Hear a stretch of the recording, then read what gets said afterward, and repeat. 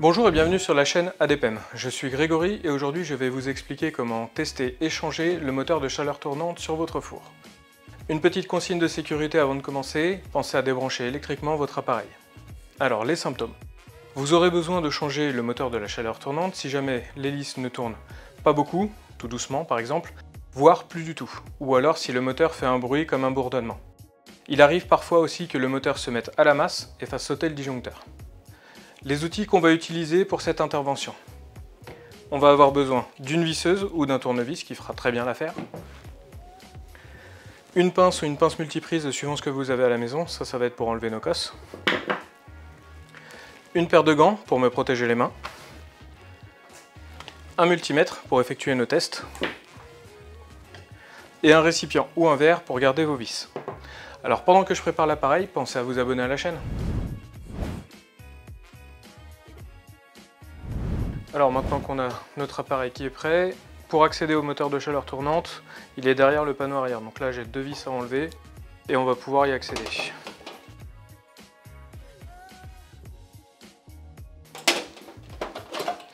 On enlève le panneau arrière. Alors faites attention, c'est pas toujours très bien ébavuré, c'est une pièce qui peut être très coupante. On le met de côté. Alors voilà notre moteur. Donc avant de le débrancher et de le tester, on va prendre en photo les connexions pour pouvoir le rebrancher correctement.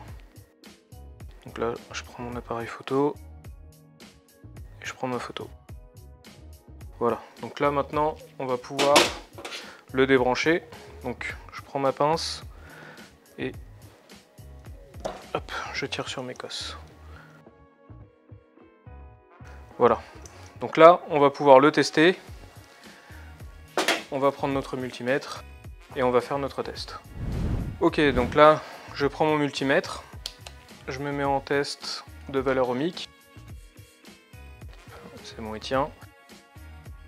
Et là, je vais mettre mes pointes sur les cosses de mon moteur. Je dois avoir une valeur comprise entre 100 et 150 ohms normalement. Ok. Ok, donc là, je suis à 130 ohms. La valeur ohmique de mon moteur est bonne. Avant de démonter notre moteur, on va avoir besoin de démonter l'hélice pour pouvoir faire passer l'axe. Pour accéder à l'hélice, on a juste 4 vis pour enlever la grille de protection. Donc on va commencer par ça.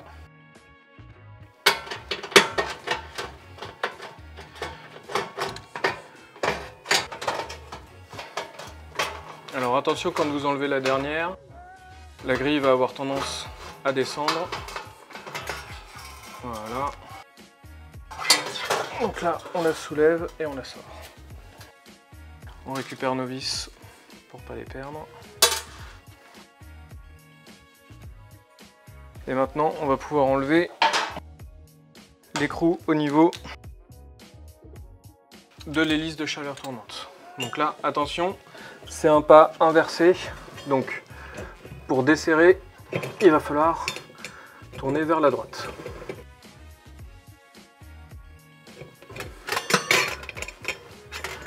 Voilà, et là, on peut enlever notre hélice.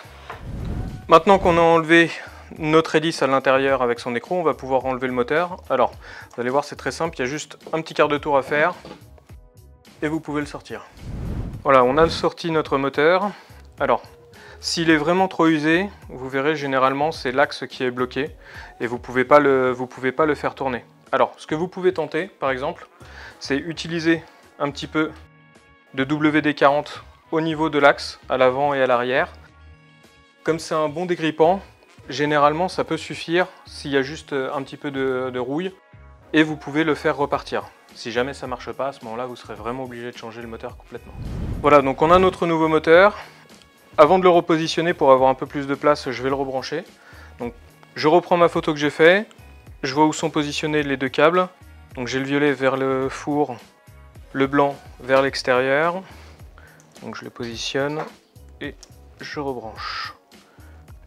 Voilà. Là je fais attention, je vois que j'ai des cosses qui sont dans le chemin. Donc je repositionne mon moteur en place. Je fais attention aux cosses. Je le mets dans les trous. Voilà. Et un petit quart de tour. Et mon moteur est fixé. Maintenant on va repasser à l'hélice. Voilà, donc notre moteur est repositionné. On voit bien l'axe qui sort. On va commencer par remettre notre hélice. Alors, il y a un méplat, donc vous ne pouvez pas vous tromper quand vous allez le mettre dessus. Voilà.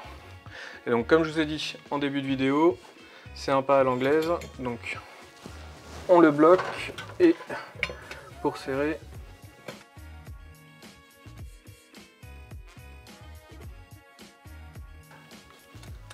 voilà, on a remis notre écrou et on va faire un petit essai. Voilà, notre moteur tourne bien.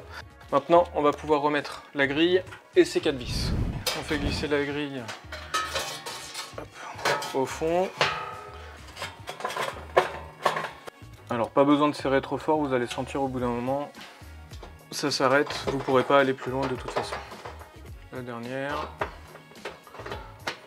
Et après on va pouvoir faire notre test pour vérifier que le ventilateur fonctionne bien. Et on pourra refermer notre panneau arrière. Voilà, donc on a rebranché notre four. Et là on va vérifier que notre hélice tourne bien. Donc je vais le mettre en position chaleur tournante. Et voilà, notre hélice tourne, donc notre moteur fonctionne.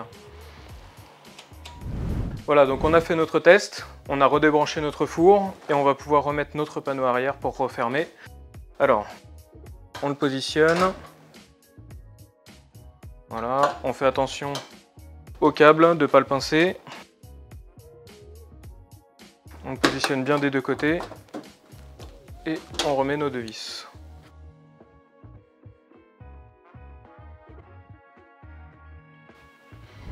Et voilà comment tester et remplacer le moteur de la chaleur tournante sur votre four. Un petit conseil pour finir.